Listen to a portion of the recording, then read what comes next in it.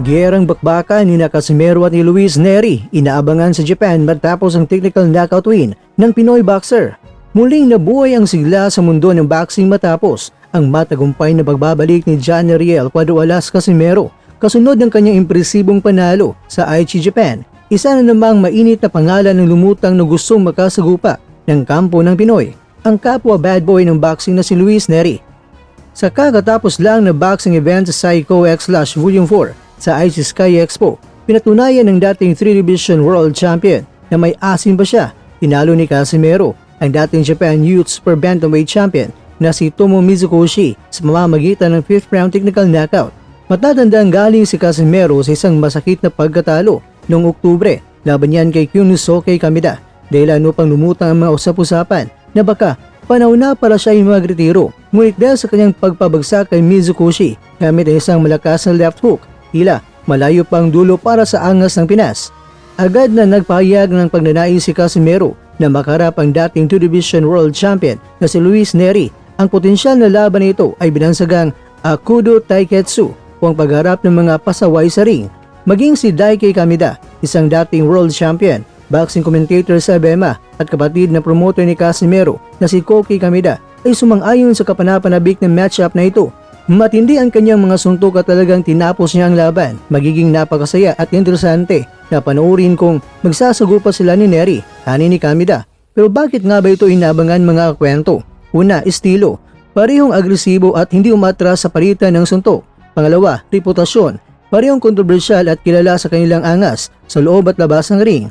Pangatlo, patunay. Ito ang pagkakataon para sa dalawang boksingero na ipakita kung sino nga ba ang karapat-dapat na bumalik sa taas ng world rankings. Dahil sa panalong ito, pansamantalang naiwasan ni Casimero ang banta ng pagre-retiro at muling nakakuha ng atensyon hindi lang sa Pilipinas kundi maging sa mga Japanese fans na sabik makakita ng tunay na bakbakan. Samantala, Carl James Wonderboy Martin hangad ang contract renewal sa MP Promotions ni Manny Pacquiao.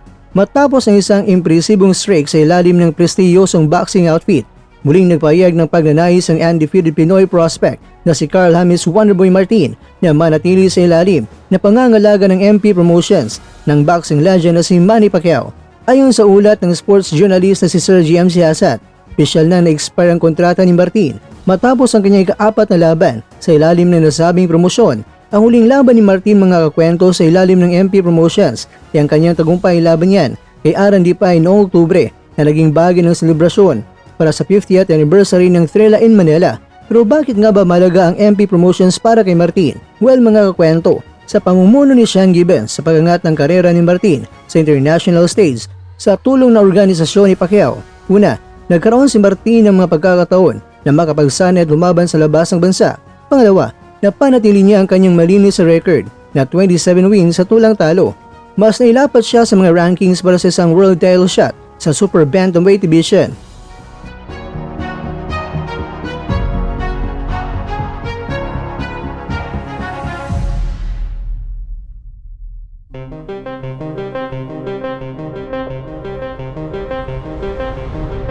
Mga kwento, itong si Martin ay may knockout power na kinatatakutan ng kanyang dibisyon. Itinuturing si Martin ay isa sa mga susunod na pambatong Pilipino na magiging world champion. Ang hangaring renewal ng kanyang kontrata ay senyales na nagtitiwala ang kampo ni Martin sa estratehiya at koneksyon ng MP Promotions para makuha ang pinapangarap na laban sa world title fight. Sa ngayon mga kwento, hinihintay pa ang formal na anunsyo mula sa kampo ni Pacquiao at ni Sean Gibbons kung muling pipirmahan ang Ifugao boxing sensation.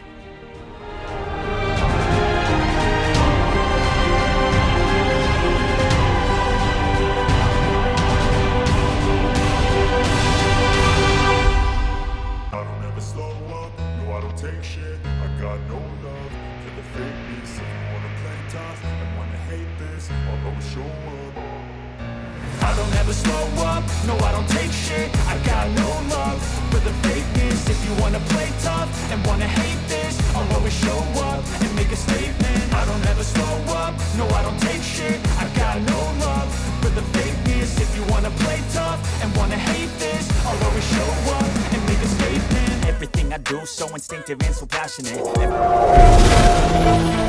At dyan, nagtatapos ang ating kwento.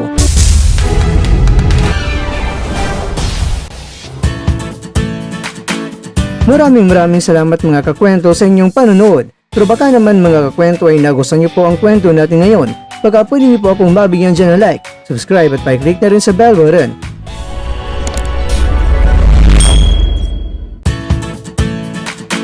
Pero bago tayo tatapos mga kwento, syempre, shoutout po muna tayo dyan sa ating mga kakwento.